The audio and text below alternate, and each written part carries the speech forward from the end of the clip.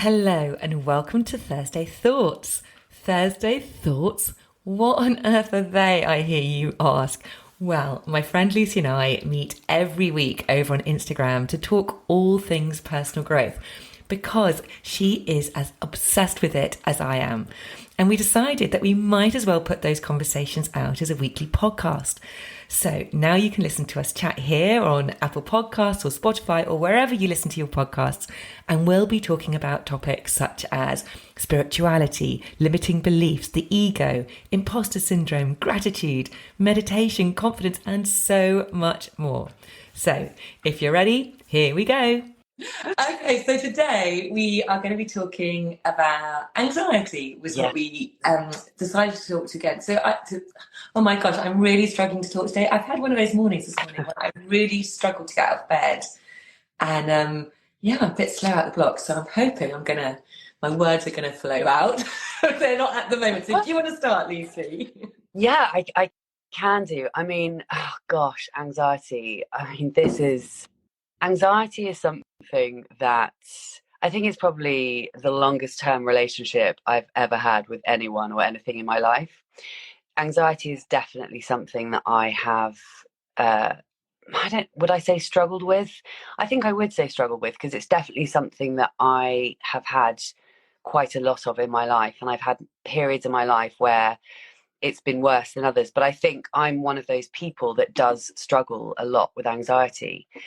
And funnily enough, the last few weeks, do you remember I said to you a couple of weeks ago on the phone, and maybe it was last week, that I had this real like knot in the pit of my stomach? And I think it must be over the sort of last month or so. In fact, I think my minisode that goes out this coming Saturday, not, I mean, it won't make sense because obviously this Thursday Thoughts won't go out until a couple of weeks time. But I've recently done a minisode on anxiety because it's something that I've see it seems to have kind of reared its ugly head in me recently, and I've I, I tend to get just like a feeling of, the not nice butterflies, the like really unpleasant butterflies where it's in the very, very pit of your stomach, and it's a really, really, it's almost painful, that sort of butterfly painful feeling. And I don't kind of know why I've had it really bad recently, but basically anxiety is definitely something that I can massively relate to, and have had for, as have had a sort of an issue with it for as long as I can remember. um, but I mean, I think you will, because you're a breathwork facilitator and all of that. I mean, one thing that absolutely makes a difference for me is to intentionally breathe. That is one of the ways that I lessen it. And I think the thing about breathing, and I'll let you talk more about this, obviously, but the thing about breathing is that it's almost so obvious that most people don't bother doing it we're always hearing, oh, just breathe, take a deep breath and da da da. So we almost don't take it seriously, but it really is the easiest and simplest way of reducing anxiety. Yeah.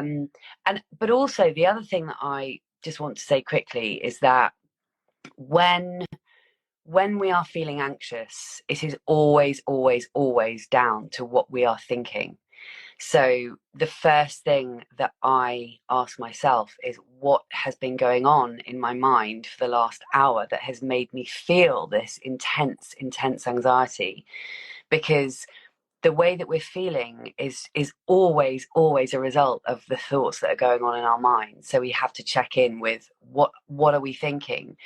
And again, it's that awareness thing. We've got to be aware of it. We've got to be aware of what we're thinking so that we can actually, because if we're feeling really super anxious about something that we've been worrying about, then we have to take responsibility for that and try and change what we are thinking about. We have to shift our focus onto something else to get us out of that sort of anxious cycle of thoughts, which, if you're anything like me, I can just go over and over and over and ruminate and ruminate and ruminate and just obsess. I've definitely got a lot better at it than I was, but I used to be one of those people who would obsess over something for hours and days and weeks and just go over and over and over it in my mind, which obviously just makes it worse. So we have to learn how to put the brakes on whatever those thoughts are. So I think it's a combination of, when it comes to sort of alleviating anxiety, I guess it's a combination of the mind piece of that, and then also doing something in our body to physically change that, like breath work, for example. Yes. So, I mean, I'm not an expert by any means, but I do know a little bit about anxiety, a little bit from my own experience as well. And I never really experienced anxiety until I was going through perimenopause, and then Oh, really? it really hit me. Yeah, I never really was an anxious person. I was kind of quite timid and shy, but never anxious. Right. But when I went through perimenopause, and I think I hear this a lot, I was literally struck over the head with anxiety, and it just came out, it just arrived from nowhere. So I was a bit like, what the hell is this? And I think the best way I can describe it is that, well, you're just not in the present moment at all. You're basically, I think, you're kind of constantly worrying about what might happen in the future, and actually half the time it may never ever happen. It's just projecting what could possibly happen. So your mind then goes into this whole like spiral of this could happen, and then you just get yourself in a real tears. Yeah. Whereas depression and is more kind of in the past. You're more kind of worrying about what's in the past, that sort of low mood, that heaviness. So actually, when we're in the present, when we can bring ourselves back to this present moment, it can really, really help alleviate those feelings of anxiety. What I Yeah. would say, and what I have learned through various podcasts and books, is that very often the root of anxiety can stem again from those childhood years, from those years of before 7, when we're so malleable, when we're absorbing like sponges everything around us. And quite often you might have had some experience, and it might not actually have been a traumatic experience, but at that time it was an experience which was enough to kind of trigger something, some sort of alarm bell, some sort of warning, some sort of fear in the body. Mm.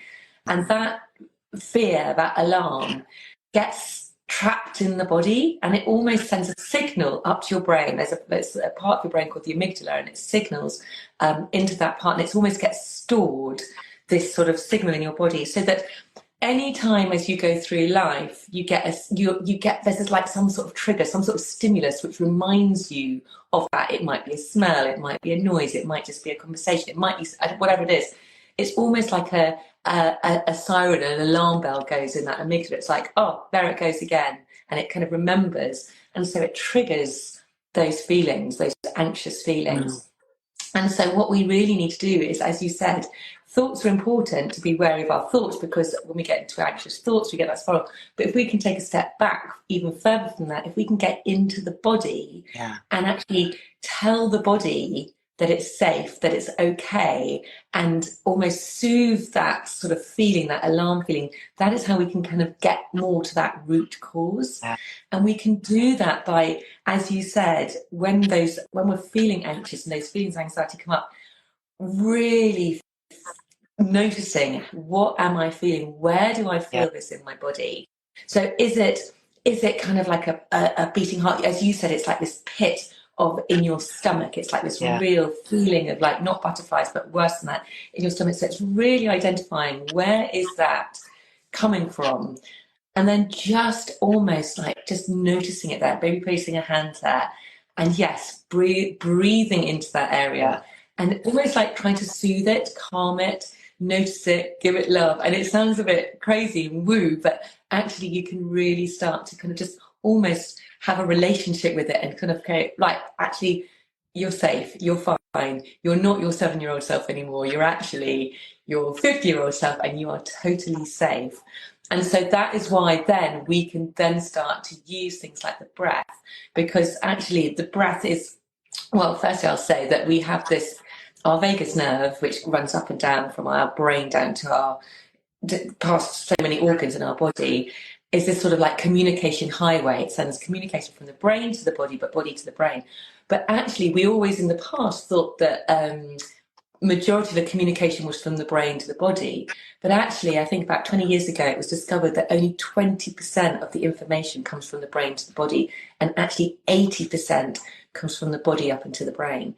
So in order to calm what's going on in our brain, we really need to get into the body. Yeah. So if we can do things like breathing. Your breath is so powerful. It's one thing which is connected, so we can send those signals of calming breaths, and it tells the body you're safe, you're okay, and it sends those signals to the brain. It's safe. You can calm down now. You can calm down. Whereas if you're trying to think your way out of it all the time, and yeah, you need sometimes, yeah, you do as well. You need to do both, but it's much easier to start with the body and then change your thoughts, because you're going to be able to more easily get the brain to calm down.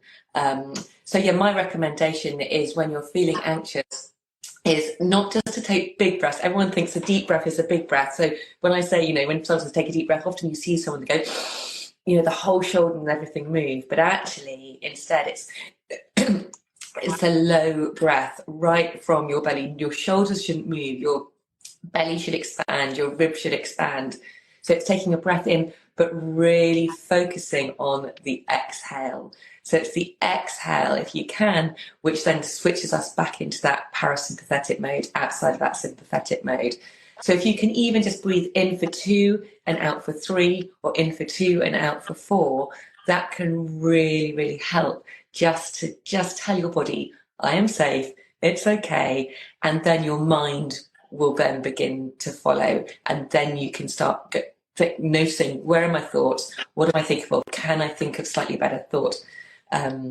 So yeah, that's one really, really good way of doing it. Another, sorry, I will stop in a minute. Another thing which is very, very good, which I was taught when I was trained with the Oxygen Advantage with Patrick McKeown, who wrote the book Oxygen Advantage.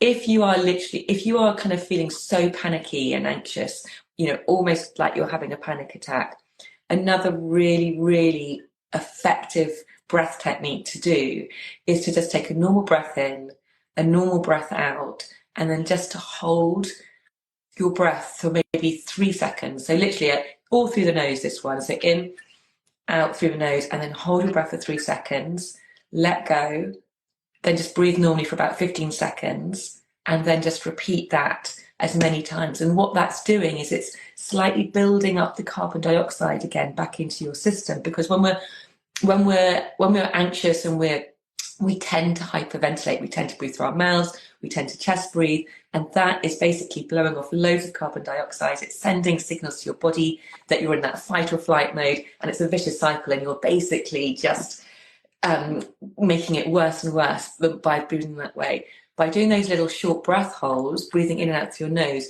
you're basically getting control of your breath, but you're also kind of building up little carbon dioxide, kind of almost like, you're building the carbon dioxide up. And that is going to be opening up your airways, which means it's going to be easy to breathe. It's going to have a calming sensation in the body. And it's going to really just help, again, just lower your anxiety.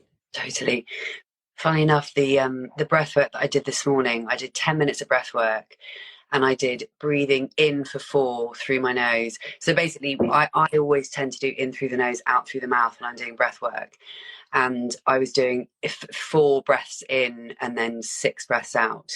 So, and that was for 10 minutes, and there were like 4 rounds of it. So in for 4, out for 6, however many times around, and then a hold, and then another round of it, and then another, and then another. And it's so interesting, actually, what you were saying about how it's 80% body to brain and only 20% brain to body. And this is a relatively new thing, isn't it, that people are discovering now, which is why, talking about sort of somatic healing is so incredibly important. And mindset and mind work isn't enough. It has to be through the body as well. And breathwork is such a brilliant way of doing that, as is meditation. And actually, speaking of anxiety, I definitely find that we've talked about this before, but when I do breath work first and then go into a meditation, the meditation is much more effective and much kind of deeper and much easier. What if I do 10 minutes of breath work and then go into a meditation, I drop in much more easily. One other thing that I just wanted to say about anxiety and stress in general is that one way to really mitigate feelings of stress and anxiety is actually through connection. We have to, because obviously as humans we're extremely social creatures, but actually connection can be. So, for example, for me and the people that listen to my podcast, single women or largely single women.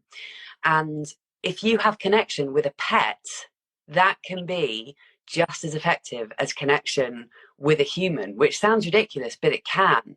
And, as you know, I have a cat and I have a lot of connection with him every single day. So for any single women out there listening to this, I mean, obviously we all have, we have human friends too, but if you live on your own and you have a pet, you can still get a lot of that connection, which can really mitigate anxiety.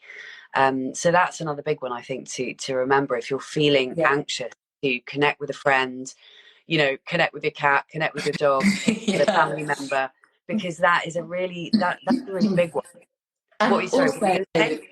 Yeah, absolutely. Also, language is so important as well when we're talking about things like anxiety, because how you're describing your state does really matter. Because if you're constantly saying to yourself or to others, I'm so anxious, I'm so anxious, you are identifying with that anxiety. I'm sure we've said this before in these sessions, but you're identifying with that anxiety. You are that anxiety when you say I'm anxious. So a much, much better way to describe it is I'm experiencing anxiety, or I have anxiety at the moment, but it doesn't mean that you are that anxiety. So it's about detaching yourself from it. You are experiencing it, but you are not it, and that does really make a difference. And then when you have calmed your system down, it is about then just really realizing what the thought is in your mind, and then just replacing it with a better thought. It's just like trying to find something a bit more positive. So if you're really worrying about something, say you've got a really big presentation coming up, for example, and you're saying, it's like, God, I'm so anxious about it, I'm so worried about it, it's gonna be rubbish, I'm not very good at these things. Actually, just find a thought which is like, okay, you don't have to say, okay, I'm going to be amazing at it. You can if you want, but maybe, just go, okay, this is a really amazing opportunity to prove to myself that I can do it. I can do it. And I'm learning, I'm still learning, and it will be great. And, so it's just really important just to try and flip it so that you're not constantly looking for those negatives, that you can, and it does have a really calming effect in your body, the words that you use. Yeah, no, 100%. It's such a big one. One other thing with anxiety, we've been talking about the body and breathing, but another thing that I always find, and is so often the fix for so many things, but is just movement. If you're feeling anxious, one of the best things that you can do is literally move your body. Shake it out, or go for a walk, or have a bit of a dance in the kitchen to your favorite song. But moving your body, it's very difficult to not feel a bit better if you just go for a 15-minute walk, or you do a workout, whatever it is. It doesn't have to be anything major, but just physically moving your body helps so much. And I find that when I have that, because we were talking earlier about where we experience it in our body, and I know people experience anxiety in different places, but as I was saying, mine is, I don't know how to describe this part of it, but it's literally kind of under my boobs.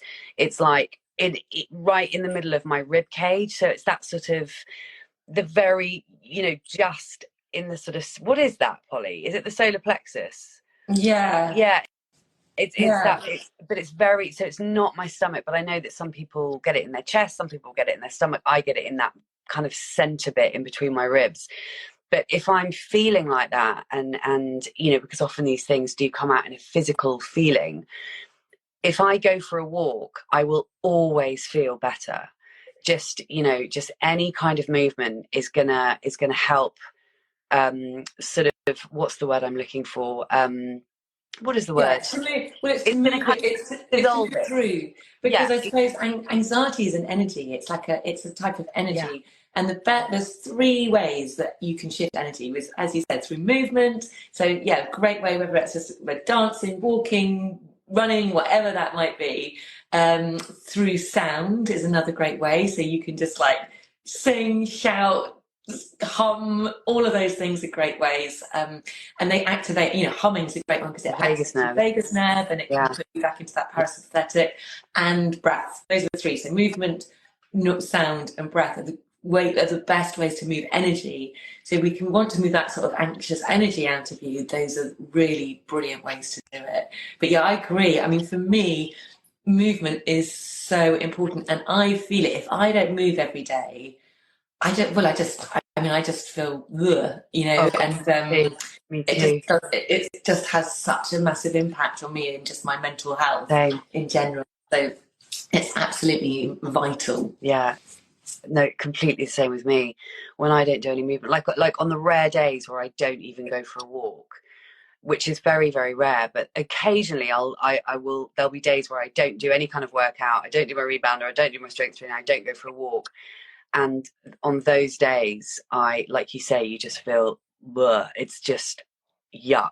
It's a really kind of, yeah, it's not a good feeling. So movement is always good.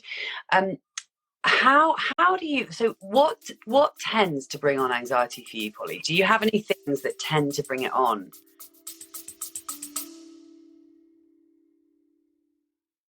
A very quick break to ask you to hit the follow or subscribe button if you haven't already.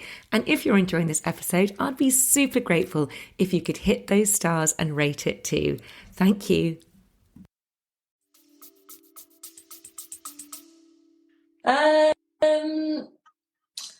Well, when I'm off, generally when I'm off track with my kind of morning routine, when I kind of don't do my practice because I feel and think I've got too much to do. Yeah. So it's so counterintuitive. When you those days when you're just like, oh my gosh, I have got so much on, I've got so much to do. So you skip the exercise or you skip the meditation, and I've learned it never, ever, ever is worth it, because on those days I then will get straight into work or whatever I'm doing, and then I'll just start to really think, oh my gosh, I've got too much to do, and then I end up achieving less. I really do. So for me, it really is. I just learned. I know myself so well. I need to start my day well, and I need to start it calmly. And that puts me in a really, really good flow for the day. If I start my morning rushed and I'm off track and I haven't had any time for myself, for me, I need that time for myself. I know that is a luxury for some people if you've got small young kids, but actually, I'd rather go to bed earlier and get up earlier and have that time to myself so I can start my day right. So I'm starting my day calm. But yeah, and just, if I haven't done those practices, then I tend to kind of react badly to situations. I've got 3 teenagers. It's very easy to find things. It's very easy to find things to get het up and annoyed about. But and then if I do that, then I'll start the anxiety for me. I'll start then worrying. Oh my gosh, I shouldn't have shouted. I shouldn't have reacted in that way. I'm a bad parent, and then you start going down that spiral. So actually, for me, it's about all those practices which I do, which are ultimately helping me to be more mindful and calmer, and that kind of keeps it all in check. Yeah. What about you? Well, mine has always been, well, there are various things, but my Achilles heel is anxiety around worrying about people that I love, like my close family members. I have a real, I get really worried about them, and it can be a problem, to be quite honest. And in fact, it's just reminded me of something that I heard Mel Robbins say a while ago on one of her podcasts, and I try and say it to myself, which is just very, very simply to say, what if it all works out? So when when I'm obsessively worrying about, a family member who's on a plane or whatever it is, whatever reason I'm feeling anxious for, I now try and say to myself, what if it how sort of interrupts that pattern of anxiety and worry? But also the other thing you were saying about starting your mornings off right. And I mean, as you know, I'm exactly the same. Like, for example, this morning I got up at 5. I did breathwork meditation, and I did a rebound, like just 15 minutes on my rebounder, and then I did about 20 minutes of strength training. And the difference between how the rest of my day will now go because of that is just huge. And the thing is that when you're feeling like I can tend to get really anxious about what basically work stuff and what I'm doing with my life. The situation with my life. I've rented my flat out in London. I've moved in with my mum. I have a membership. I'm growing a podcast and blah blah blah. All of these sort of it's a bit of a crazy time in my life at the moment. It's quite uncertain. It's quite unknown, and I can get incredibly overwhelmed. And the thing is that when you double down on those morning practices, when you start your day off calm, even though nothing is different and you still have the exact same number of things to do and you still have the same stresses and the same worries and all the rest of it, they just seem so much more manageable. And like you were saying, those might be when you've got loads on and all the rest of it, those are often the days where you're like, oh, but I haven't got time to do this, I haven't got time to meditate, and I haven't got time to exercise, and da da da. But actually, when you prioritize those things, they can help so much with those feelings of anxiety, because ultimately, when you start your day off in a calm and sort of really positive, really good way, then the exact the things that are going to come up that day, they're the same either way. They're the same whether you've done those things in the morning or not, but the way that you then react to them and respond to those things is completely different. So we always come back to the same things, but it's because those are the things that you and I have both found work on so many levels and so many different situations for so many different things. So yeah, I mean, but yeah, for me, that's my bit. When it comes to me and anxiety, that is my big one. It's worrying about something happening to somebody that I love, and I don't know where that comes from. I think there are a couple of things that happened during the course of my life that have perhaps made that. Like, for example, a guy who I went out with when I was much younger was killed in a car crash. When I wasn't going out with him at the time, it was after it, but he was killed in a car crash, and I was only 16 when that happened, and I think it really massively affected me. And my family and I, my whole family and I, were also in a really bad car crash. Me, my mum, my dad, my brother, and my sister. When I was about 12 or 13, my dad fell asleep on the motorway, basically on the way to the Lake District, and we went into one of those those huge signposts on. Anyway, long story short, it was really bad, and we ended up facing the wrong way on the motorway. And it was and I'll never forget it. So that I think those two things, coupled with then losing my dad when I was relatively young, I was 28, and I think that those things have kind of built on my anxiety over the years. So that is my thing. I mean, ironically, my brother and sister are not, they're not affected by anxiety in the same way that I am at all. But I think that's kind of where it comes from. So that is definitely the thing that when I think about anxiety, it's worry. Is worry I don't know if worry is the same as anxiety. I suppose in many ways it is. Ultimately, anxiety is like you were saying, it's worrying about things in the future, whereas depression tends to be maybe looking back a little bit more, whereas anxiety, I think, am I right in saying that, tends to be worrying about things that haven't actually happened yet. It's like somebody who was I think more than one person said it's like praying for the things that you don't want. And actually I become quite conscious of that when I get really anxious. I start feeling like, Lucy, you need to really calm this the F down, because you are praying for things that you don't want to happen. I know, and it's such a waste of energy. I mean, I had a conversation with Giles recently, because when we had 3 very small kids, 3 kids under 4, and we had virtually no money, and we were just and weirdly, I never worried about it. I was just doing the thing. He now says he spent every single moment worrying about it. worrying. And he now says, my gosh, what a waste of energy that was, Right. because didn't achieve anything. Of course, we're absolutely fine in the grand, we were always going to be okay. And that's the thing. And somehow I always had the belief that we were always going to be okay. Yeah. And so I just was much happy. I enjoyed that time a lot more, whereas he just had this constant anxiety about it all.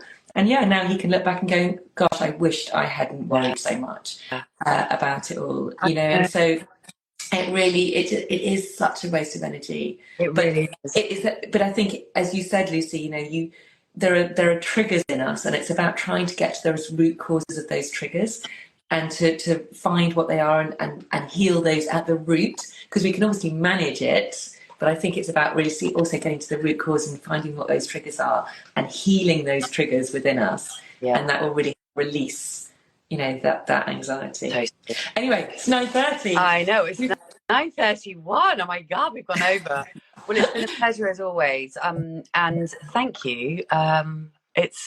We'll see. Well, we're back on Thursday actually, aren't we? Because we're trying to get a couple in the bag before you go on your holiday. Yes. So if anybody wants to come over to either of our podcasts and listen to our Monday Motivation, these sessions which we upload on there, I'm actually doing no other podcasting other than this at the moment. But Lucy has a plethora of other podcasts to listen to.